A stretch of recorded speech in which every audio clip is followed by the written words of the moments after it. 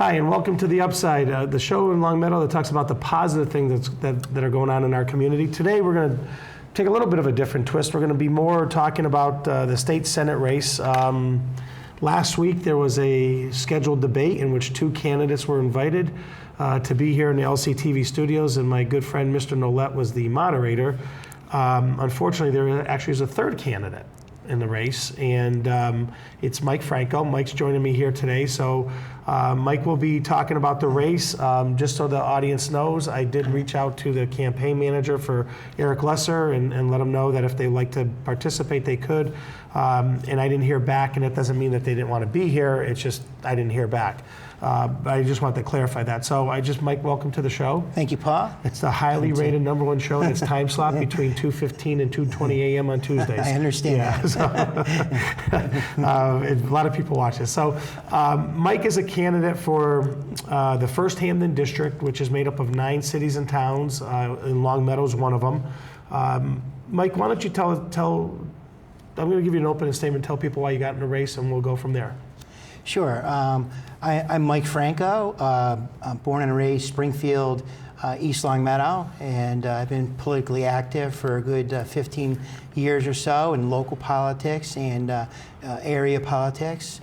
The state legislature is of interest to me because I have a great interest in public policy and where the state goes from here. We've been working very hard to get our kind of people in local office for the municipal governments, also in the state rep positions, state senate, and so I've decided to take on that job myself and run for the state senate. Okay, and this was an open seat. Gail Candaris is a sitting senator who is moving on to run for a register of probate. So it's an open seat. We have 3 candidates, Deborah Borowski on the Republican side, Eric Lesser on the Democrat side, and you are with the America's First Party. Right, correct? I'm an unenrolled independent, right. And I'm running on the America First ticket. Yeah. Okay, that's a better way to put it. When you look at the district, I want to talk to you first. I want to hit the questions first. Okay. Because I think if we start talking about the questions, we can start going into policies and state. Sure. In particular, question 1, which is the gas tax. Right. If you were in the state senate and that came up for a vote, how would you? Now, question 1 is where the legislature voted for an automatic increase on the gasoline tax based on inflation. Mm-hmm. Okay. Yeah. What it does is it takes away the vote. You don't have to do this every year or every right. 3 years or so forth. Right. How would you have voted on that if it was in front of you? Well, I plan on voting yes on the question, which is to repeal that automatic gas tax, mainly because I think the Congress or the state legislature should be responsible for tax and spend issues each year, and if they aren't doing that, that's the major part of their job, then they're not doing their job. We don't need them. Right. And it needs to be as transparent as can be, and that means our senators and our representatives should be voting on tax increases and spending items. And if they don't vote on these things, if they make them automatic, it's like taxation without representation. And to me, it feels as though it's unconstitutional. Certainly on the federal level, it's unconstitutional, and I believe on the state level as well. Okay, and it's like the pay of the legislature is tied to cost of living, and it's a formulaic thing, so they never have to vote on pay raises, but yet they receive them.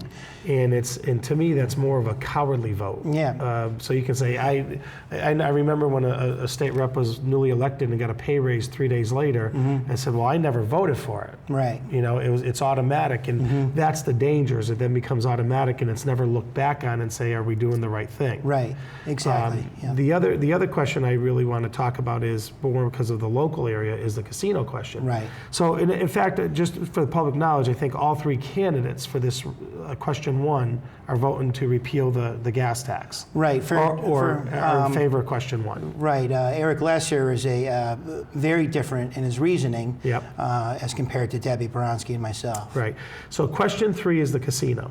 Mm-hmm. Okay, a yes vote on the casino question will repeal the casino law, which would then say there would have to be some sort of special legislation to create a casino, or there would be no casinos. Right. Your 2 opponents are against question 1, so they'll be voting no. Where do you stand on question 1? Well, I'm the only candidate that's going to vote yes on that question. I just don't think casinos are the right way to go for us. I think the pro-casino initiative is about 20 to 30 years too late. And I also would, if I were to favor it in its time, I would probably look to put it in a rural area rather than an inner city, because I think it would create, problems, social problems, and so forth, than what we can bear. However, on economic issues, having this new factory that's proposed for the Westinghouse site, 41 acres, that's the way I think we should go. I think that's a positive thing, very positive thing for Springfield, but the casino is not. Okay, and it's interesting that the city council in Springfield, at their very last meeting, decided to support a resolution for climate change, and with 14th murder in the city and the stories that were underneath it on Mass Live, these are the same folks. They're saying we need to stop climate change, but yet you're going to put a casino in that where people are using their cars to drive to. I agree with you. I don't think it's the economic driver. I think it's actually an economic blood sucking sound or sucking sound that will come out of the community. Certainly. So I'm glad to see that. The climate change thing, if you right pardon me, Paul, I think it's the Democrats' way, and the left wing of the Democrat Party, of rallying their base, getting people off the couch and so forth. Because as you and I have discussed before, this climate change issue is kind of a false flag.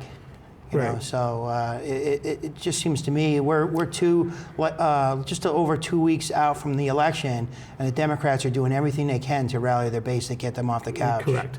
And I think part of it is well, I'll keep the commentary to myself. I'll let you answer the question. Okay. So when you look at the issues that are facing the district, I think both the Democrat, registered Democrat, and the registered Republican differ on a good number of issues. And what do you think is the most important issue facing the district and the Commonwealth that you would address if you were down in Boston?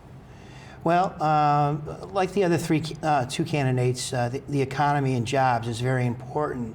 But as I campaign for this position, it narrows down to Springfield, because even though Springfield is just a part of this 9-city and town district,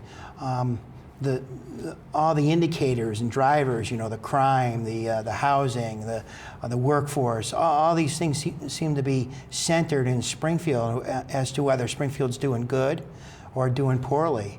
And right now, I think Springfield is doing poorly, except for the reports in the last couple of days, which give me hope. And if Springfield does poorly, like it has done for a couple decades, then it's going to continue taking down our local communities as well.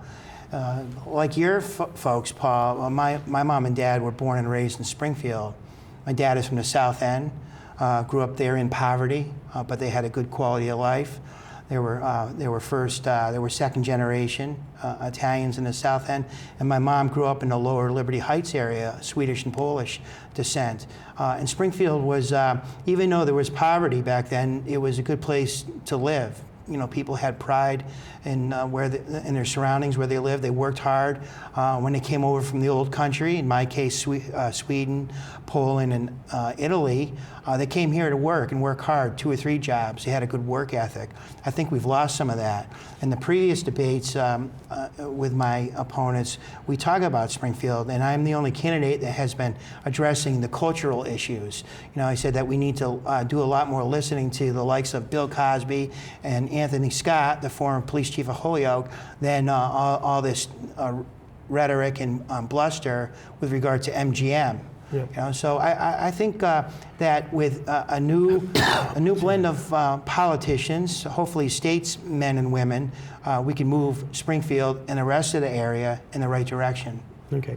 So here's where, when I listen to people running for office and talking about create jobs and what we need to do and so forth, and I think that there's a different way to get there. For example, one candidate has proposed, high-speed rail, and another candidate says, I'm going to go there and fight for small businesses and so forth. And that all sounds good when you're on the campaign trail. It really does. I mean, who's going to argue about creating jobs? I mean, but they're really, government doesn't create jobs.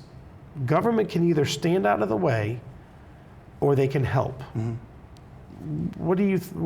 I mean, because there's a difference in the philosophy of how you create jobs, and some people's philosophy is government creates jobs, and that means government should lead the way. And actually, government is not an innovator. Correct. Except NASA, I would take that and hold that aside. But But how do you feel about that? My main philosophy really is limit government and expand freedom. And when I say that, I mean predominantly economic freedom, and then all the other freedoms that come along with that.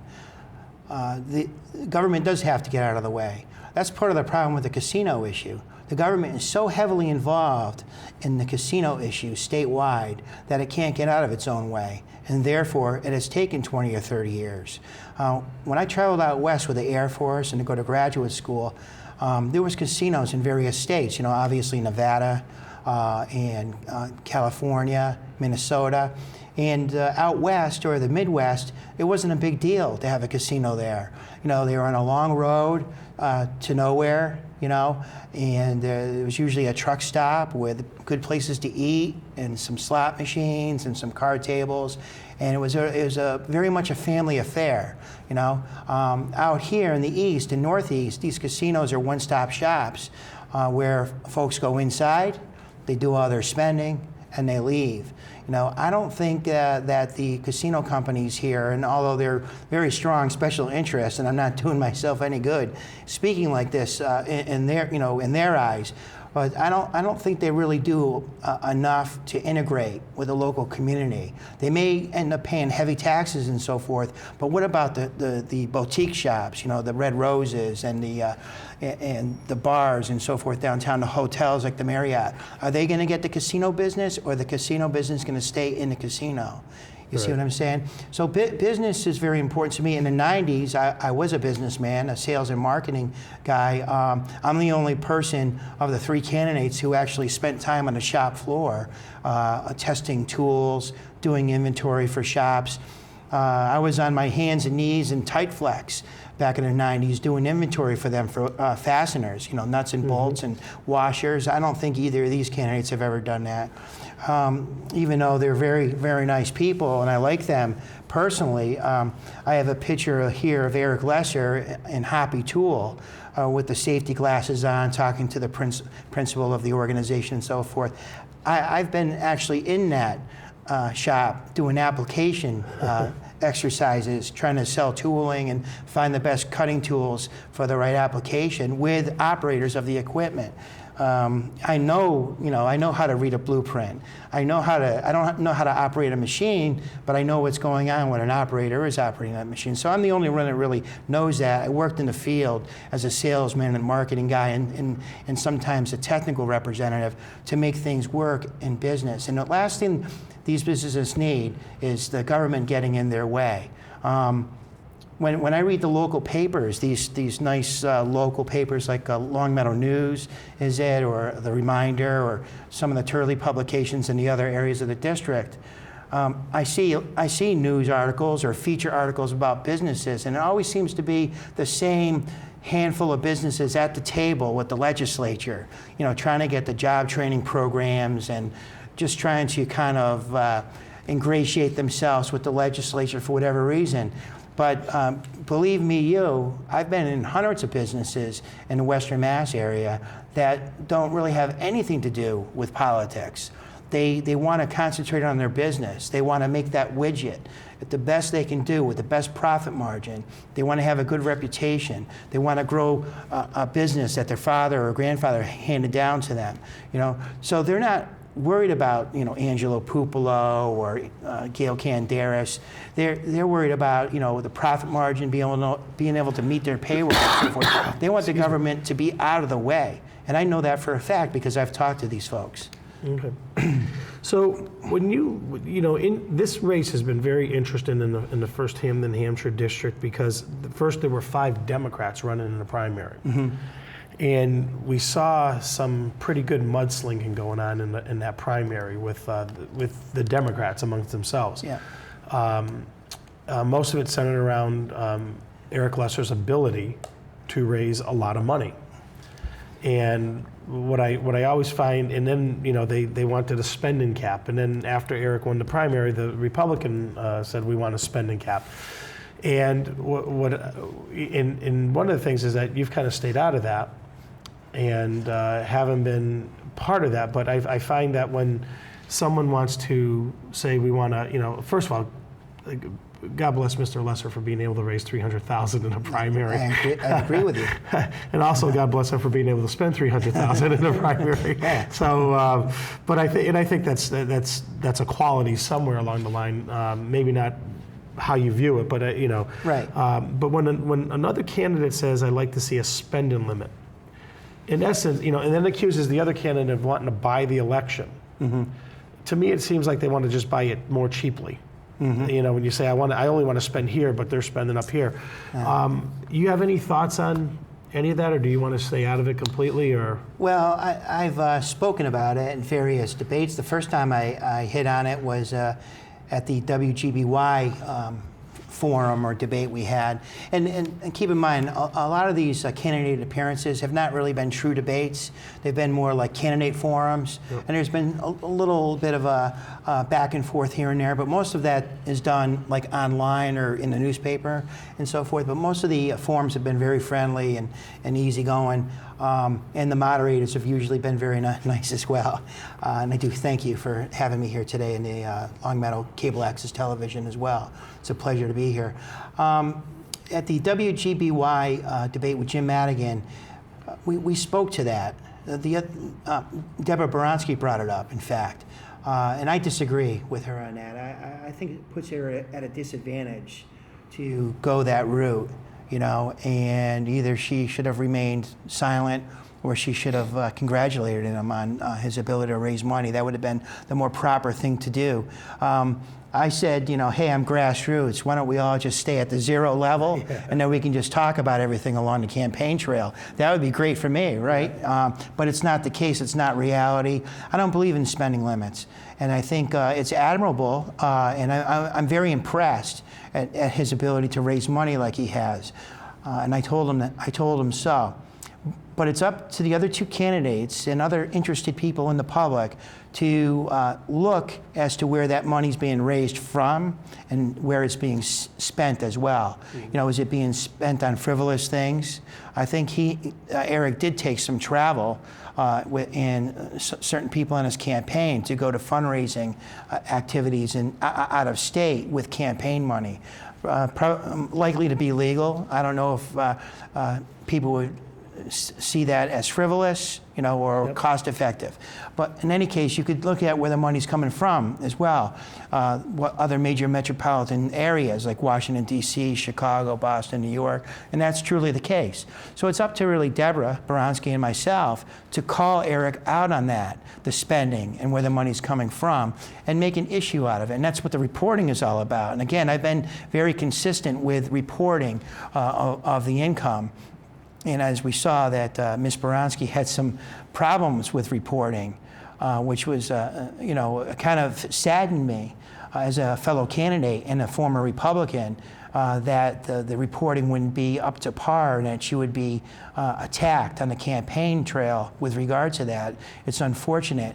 I hope she can rebound from that and clear her reputation for not reporting properly. We'll see what occurs. So when you look at these things, I mean, are they? You talked about it that it would be up to, if one person did one thing, there's 2 other opponents. It's really for the opponents to bring that forward, and either it is an issue or it isn't an issue. Right. Or you try to make it an issue, for example. But right. when you look at some of the things that are going on as an independent candidate, obviously you don't have any party backing, and there's an advantage or disadvantage depending on where you're running and so forth. But as an independent candidate, you don't have, an official party, so to speak, that is Right. going to say, here's some funding for you. Right. Do you see that, is it been a hindrance? I mean, you obviously purposely chose to run independently or become Right. unenrolled. Right. How do you see that as a effect in the campaign? Well, there's a lot of challenges to it, to being an independent, and there's a lot of advantages to it as well. Some of the, let's talk about the advantages out of the gate here. Collecting signatures as an independent seemed to be a lot easier to do than doing it as a Republican. I had a lot of success with signatures in areas of the district where I had some difficulty when I was a Republican. Okay. So collecting signatures was a lot more easygoing, a lot more relaxed. It was easier to do and accomplish. But as an independent, I haven't lost the friendships and support from most of my Republican friends that I have. But they're resistant to helping me, even though they believe more in what I'm saying and so forth, and where I stand on the principal issues. Those who are Republicans and on committees, so forth, whether they're local, city and town committees, or regional or statewide committees, they have to be very careful as to, how they promote their candidates and their party. Right. and the R label. So they're resistant in helping me, and that makes it difficult because I get up in the morning and I look in the mirror. It's me, myself, and I, Yep. and I just got to get out there and start doing things. Usually, when I get out the door, just like any other time running, things happen on the campaign trail. So you do have to get out the door and just make things happen. And just to elaborate, what Mike means is that certain people have to be careful if they're on a committee. Is that I think both the Democrat and the Republican town committees have bylaws that say if you support someone who's not of your party and there's a registered Democrat or Republican in a race, you can be kicked off your town committee. That's correct. Right. So there's that's what they have to be Right. careful with. I just want to explain what you were meaning. So Right. when you look at the races in the first Hampden district is Longmeadow, East Longmeadow, Hampden, Wilbraham, Ludlow, Chicopee, Belchertown, Granby, and Springfield. So I don't think I missed anything. 9 cities and towns within in parts of I think Chicopee, you hit 'em, parts yeah. of Springfield, Right, not the yeah. whole area, but all of Belchertown, all of Granby. So what do you see as the difference in the district between, basically 7 suburbs, 1 or 2 rural communities versus the 2 cities? Oh, well, the area of the cities are somewhat of a suburb as well because it's not inner city. Right. So from a kind of a traditional, conservative, more patriotic standpoint, the areas of Chicopee and Springfield that are in the district, it's a very positive thing. Since the redistricting in 2010, the district is actually more advantageous for a more right of center candidate. So I think there's more advantage to a Deborah Boronsky or a Mike Franco because most of the electorate is to the right. At the grassroots level, the rank and file level. Mm-hmm. Now the Democrats can turn out the machine, so things can change.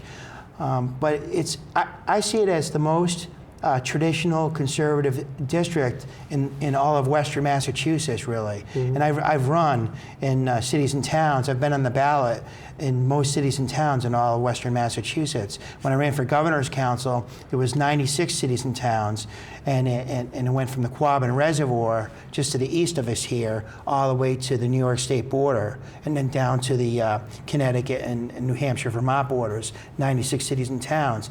So I know the voting patterns, I know the people in the districts, and this senatorial district out of the 5 here in Western Mass is the most conservative or right of center district. So it's advantageous to Debbie or Deborah and myself. However, Deb seems to be trying to pick up, a lot of the Democratic vote as well.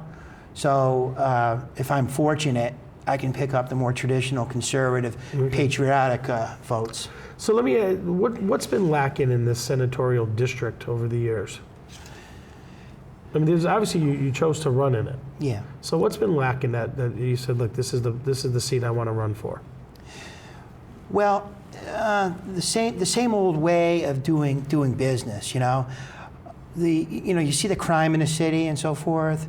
You see the economy slumping. You ride around in towns like Wilbraham and especially Wilbraham and in some other towns, Chicopee, and you see a lot of businesses closed. You see a lot of vacant lots. I'm not sure whether they're still on the tax rolls or not. In some cases, probably not. Some cases they are. And there's depression. There is a malaise. And it's the status quo, it's the inertia of this one-party state that's driving the politics here. The Republicans, one of the major reasons I left the Republican Party is because they're not even a good opposition party most times, to fight these poor policies that are put in place by the Democrats. Mayor Sarno, Dominic, I like him. Our parents are from the same community and so forth.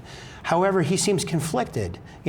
He speaks tough and conservative on one hand, and on the other hand, he plays politics in the far left ranks of the Democrat Party and also the committee politics as well. So what does he want? What does he truly want? Chief Scott, on the other hand, former police chief of Holyoke, he was a Republican. He was conservative. He was not shy about it, and he spoke tough, and he wanted tough policies as well when it came to crime fighting.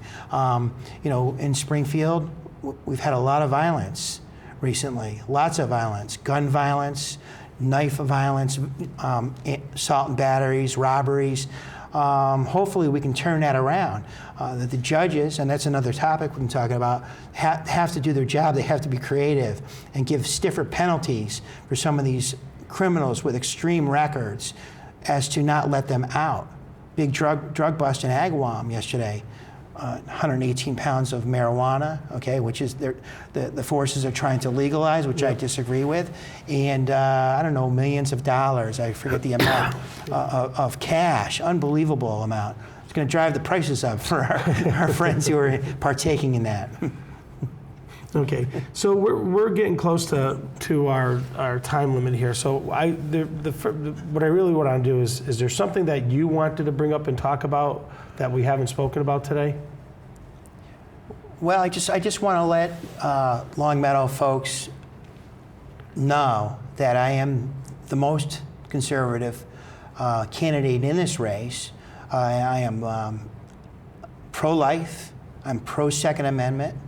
I'm the only candidate that's talked about folks having a right to carry concealed so they can protect themselves and their families. When I missed an activity here last weekend at the Sinai Temple, Deborah and Eric had an opportunity to be there. I was at a pro-life breakfast that is held annually. So I just want folks to know that I am the more conservative, traditional candidate for their choosing. I'm also the only candidate, and if I listen very carefully to what the other candidates are saying, that has not said that I would raise taxes.